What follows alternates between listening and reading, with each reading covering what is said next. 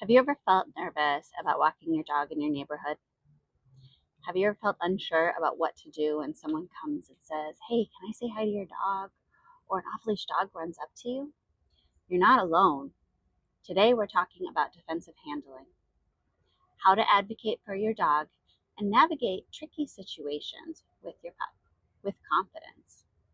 Defensive handling means proactively managing your environment to keep both you and your dog feeling and being safe. It's not about aggression or confrontation. It's about calm, confident advocacy.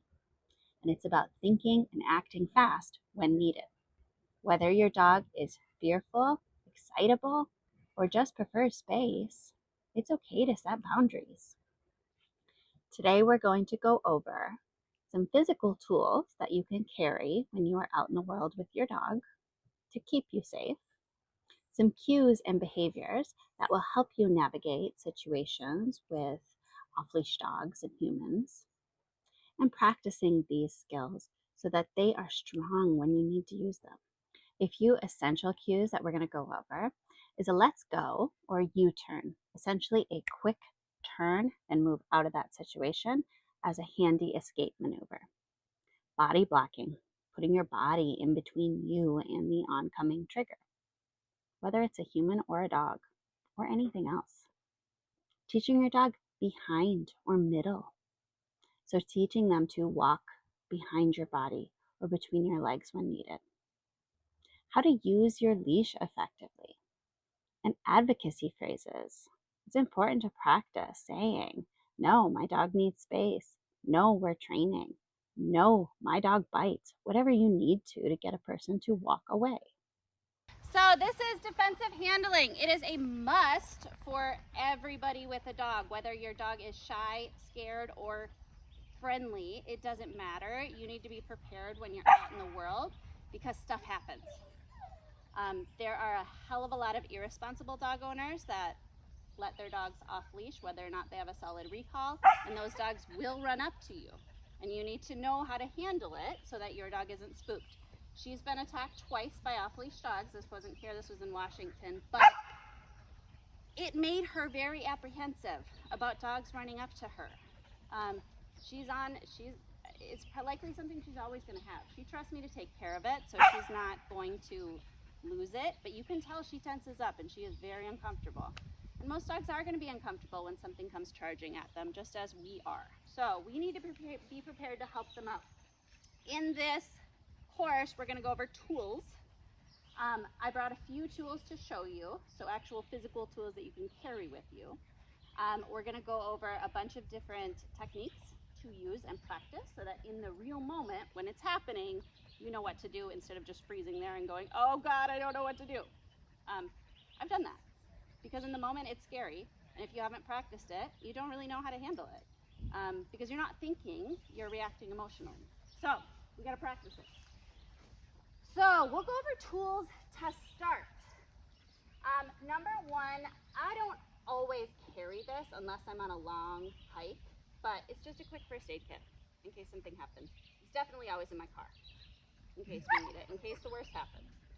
Usually it's just a bug bite or something like that, but in case something worse happens.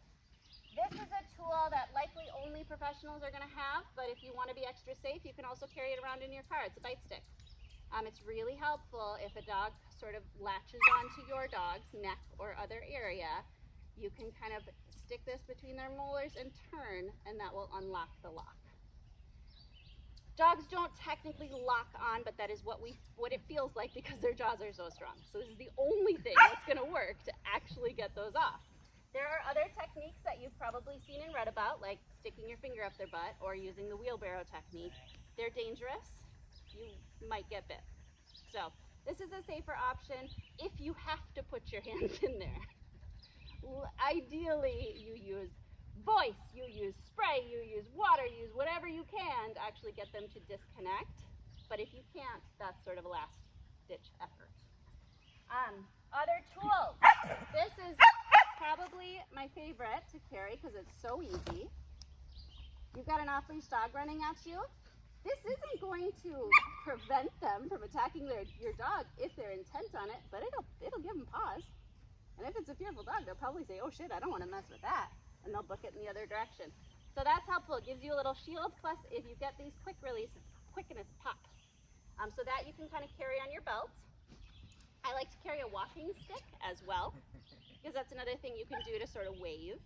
I'm not telling you to beat somebody's dog with a stick, but I don't know, if it comes to it and you got to save yourself and your dog, sure. Those are good to have. A walking stick is great.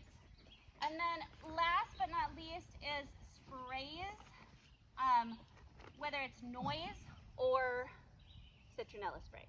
This is a mini air horn, loud, jarring, skin surprise. Also citronella spray. So those are just sort of like defensive tools to have if you need to use them. Hopefully you don't, but they're there. Other stuff. This is more passive tools.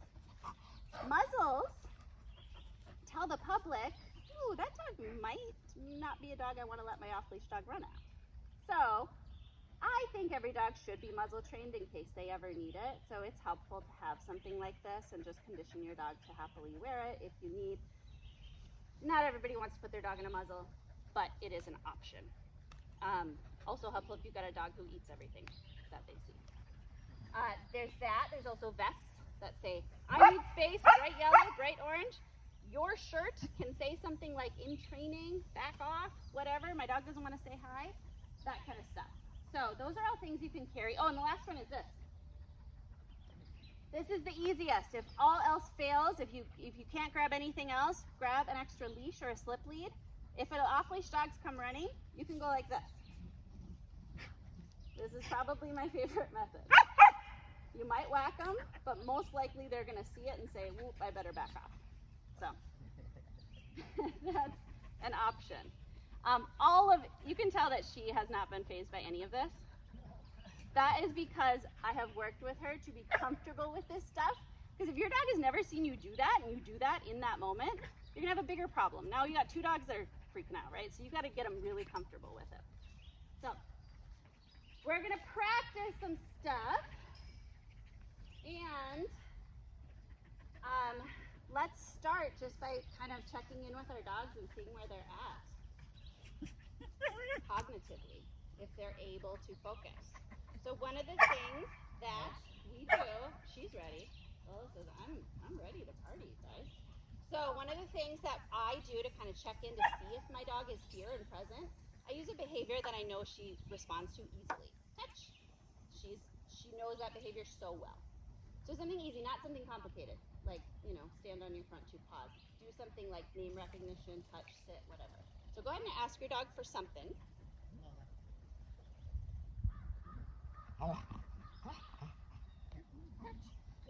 Yeah, everybody's here. Lola's like, I was. And then you didn't pay attention to me. So now I'm she's distracted, but she is here. So what we're looking for is the ability to work, not just freak out about what's going on around or be too excited. Good girl. All right, next, let's just strengthen name recognition. So your dog probably knows their name. I'm aware of that. But we want to strengthen it as a behavior. So all I'm going to have you do is 5 times reinforce name recognition. So it's just going to look like this. I want her attention elsewhere so I can use it. So I'm going to toss that over there. Austin, yes. I toss it again. Austin, yes. Toss it again. So that's it. You're going to mark it with a yes or a good the moment they look at you, and then either treat them with a treat to the mouth or toss it. Do it 5 times. All right, so we're gonna work on some techniques. The first one is all about you. What do you do when you're in this situation? Let's talk about humans first. This is not an off-leash dog coming at you. This is an off-leash human coming at you, wanting to touch your dog. This happens. People are awful. They don't understand boundaries. They think my dog exists for their pleasure, and that is not true, right? Just a very quick story. When I was working in LA, beautiful fluffy Malamute. His name was Buddy. Mom called me because he started weirdly acting aggressive in her opinion. It was weird, it was out of the blue. Problem was she had just moved from Washington, Every time she took him for a walk around Echo Park Lake, people in LA weren't used to seeing a big fluffy Malamute. Everybody wanted to say hi. And she was like, yeah, sure. He got tired of it. He got fucking sick of having to deal with strangers touching him. So at a certain point, he started saying no. And the way dogs say no is with their teeth and their growls sometimes. So that's what was happening. She turned a friendly dog into a not so friendly dog because she over allowed. So how do we handle strangers? If it's someone you know and you know your dog is gonna love, sure. But if it's a stranger and you don't want your dog to have to deal with it, and they shouldn't, you need to be clear. No, use your body. You can body block, say no. You can be rude. You can say no, absolutely not. You can say no thank you if you want to add a little politeness. You can say my dog is contagious if they keep coming. You can say my dog bites. Whatever. Sometimes if you say my dog is nervous, people think that's a challenge. They say, oh, dogs love me. And they think that they're going to be the one your dog enjoys. And that's not fair. So you just need to be really, really clear. And if they're not listening, then you just book it. You move away. So let's throw some ideas out. Sometimes I find it useful to start engaging with my dog training. Yeah. And so that kind of gives them the signal that we are not open for Yeah, we're interacting. busy. Yeah. Yes, you don't even have to say anything. You just use body language. Yeah. And if they keep coming, you kind of keep moving. Yeah. But yeah, if you have to, just be rude. Because, advocate for your dog. If you don't, no one else is going to. She's incredibly friendly. But if I made her interact with everybody who wanted to interact, she'd probably start using her mouth and letting them know. So I'm going to advocate for her when I need to. So that is the idea. Now, that's how to handle off-leash humans.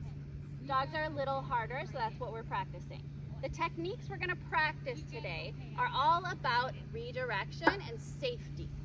So the first thing we're going to do is leash pressure, but we're teaching it positively, because if there's a scary situation and I'm aware and she's aware that there's an off-leash dog charging us, what I don't want to do is add an additional scary thing for her to deal with.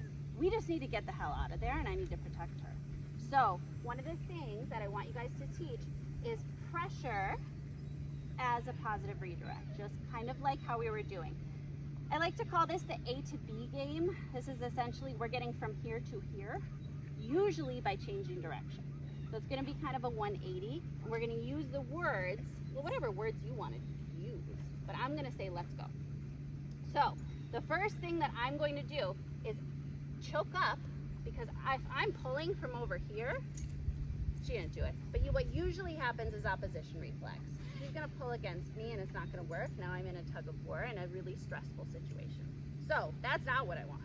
What I want is for her to move with me. So what I'm going to do is to start here, I'm going to put food right in front of her face. I'm going to add pressure and I'm going to go.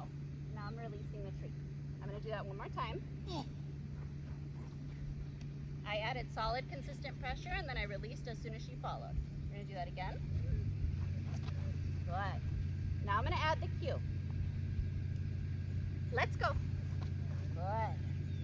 And now I'm going to do it without food in front of her mouth, because she's responding really quickly to this because we've done it before. Let's go. Yes. Let's go. Yes. So, I want you to practice that now with just a little bit of pressure. Yes. Followed by a treat as soon as you have changed a 180. So as soon as you're going 180 degrees, you release that treat. If you need to put a treat in front of your dog's face in this environment, like with Grace, because she's very distracted, you put that treat right in front of her nose and change direction. There is some nice nonverbal communication if anybody was watching Janelle there. Nobody was doing anything wrong. Columbo was coming a little bit close to Breeze, and what Janelle did was just moved her body and moved a couple of feet away, which actually I saw Columbo kind of say, oh, okay, I guess they're not interacting, right? So that was really nice. Avoiding any kind of big conversation, just a very nice nonverbal communication. Oh, good boy, Columbo. Good. Okay. That is A to B. I think you should practice this at least 3 times a week for a very short period. All it is leash pressure with a let's go and a follow with a treat, right? Let's go. Yes. Because sometimes we're going to need to add pressure. We just have to, because in that moment, they're not capable of listening because there's an oncoming threat. It's not training time, Mom. They're like, yeah, I know, let's go. We don't want to make things worse by running and now the dog's chasing us. We also don't want to make things worse by trying to focus on getting our dogs to do something when there's an imminent threat. But that's why I want you to practice this so it gets so solid that in the moment you can use it. I want you to teach your dogs to go behind you. So what we do, and this can be taught a number of ways, but we're just going to use luring right now. What I'm going to do with Austin here is put this treat right here. I'm moving it to behind me, and I'm treating her right when she's in position. I want her directly behind me. So I made her follow it. I didn't make her. I had her follow it by putting cheese in front of her nose and bringing her behind me. You can see she's not really behind me right now, right? So I just kind of maneuver the cheese until I get her to where I want her. And then you treat as soon as you're in position. You're not saying anything right now, except maybe good or yes. You're just guiding your dog into position with a treat. If they just sit and stare at you, because that might happen, because dogs have been reinforced for sitting or not moving, you add a little movement with your own body to help them out.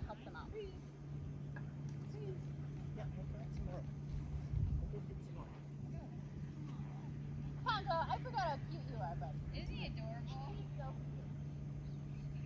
cute. He kind of has a little area feel about him. Or partly blind. He's not completely blind, right? Yeah, he can't see things up close. He's farsighted. Is that what it is? Yeah. Farsighted? Yeah. So like if he's running through the woods, he'll like come up, he'll see the tree, but then all of a sudden the tree's in his face. And you're like, oh. Good. We're just doing this a little bit more. How about everybody does one more lure with behind, and then we'll take a break, Good boy.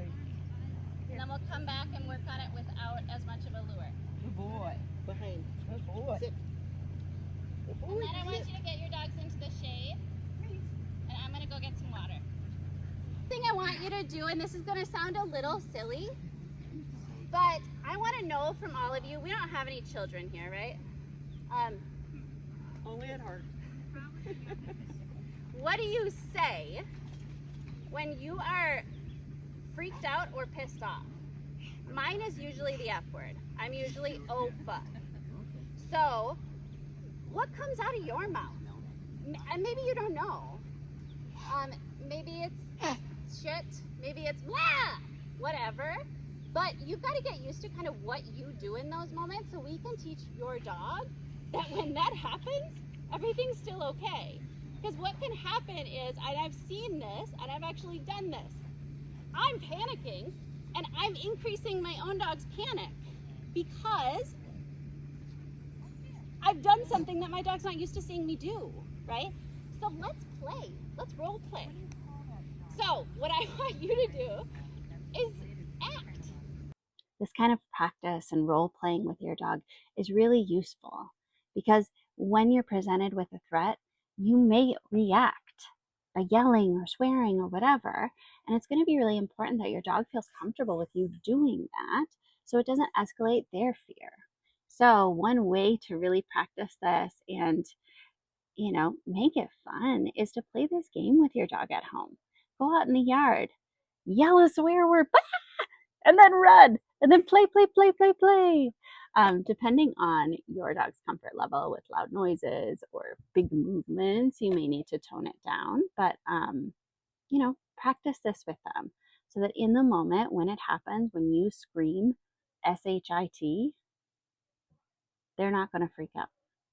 When you have enough distance, when the other dog is likely not going to chase after you because either their owner is grabbing them, or you've got enough distance to go behind a fence or whatever, those are those moments where you can use active management, like a 180 let's go cue, or teaching your dog to go behind you, or whatever. So those behaviors can be used in those moments. If you've got a dog who is actively an off-leash dog, who is actively chasing you, that is going to be a moment that you're not going to want to focus on getting out of there. We kind of have to handle that head on, right? Because if we run away, the dog is going to chase us, very likely. So in those moments, you've got options, right? You've got tools that you can potentially use. You've got a loud voice, you've got big movements. You can use your leash with the spinny trick. You can pop out your umbrella. You can yell no, you can yell sit. There are things to try, and you've got to get comfortable kind of grabbing those things so that you can use them in that moment. The first thing I do is get my dog behind me, whether that's with a quick cue or I physically move them behind me so that I can intercept the dog in whatever way I need to do that, whether it's citronella spray, air horn, umbrella, walking stick, leash wave, whatever. But the goal is to prevent that dog from getting to my dog. This stuff does not come easily, especially when you are in panic. You're in fight or flight, so is your dog. So you got to practice this stuff when you are not in the moment. You got to practice this when you're comfortable, when you're hanging out with your dogs in the yard. You got to practice that 180 turn. You got to practice throwing them behind your back. You got to practice whipping out that spray or spinning your leash. You need to practice them at home. So number one, your dog isn't uncomfortable when you use those things in the situation, and also so that they're easy for you to grab and do. I've been in that situation. I've been in an awful situation with my dogs. I had citronella spray, but I couldn't get to it because it wasn't easy. It was in a pocket of my jeans. I wasn't able to get to it. So you've got to be able to have those tools and be ready to snatch them when needed if the situation occurs that an off-leash dog comes charging you. Being your dog's advocate isn't only about reacting in the moment. It's about being a calm and confident and trustworthy advocate for them. That's about planning ahead. It's about practicing your skills, and it's about using your voice to advocate for your dog in the world. Remember, if you've got to tell a human to back the F up, you're not being dramatic or rude. You are being a responsible and trustworthy and loving advocate for your dog. If you found this helpful, please let us know. I want to know what you found helpful, what you'd like more of. I'd also love to hear any tips or tricks that you have had success with when maybe you've got an off-leash dog charging you, or you've got an off-leash human running at you telling you, dogs love me, let me pet your dog. Give us those tips, share them on the forum. Everybody wants to hear.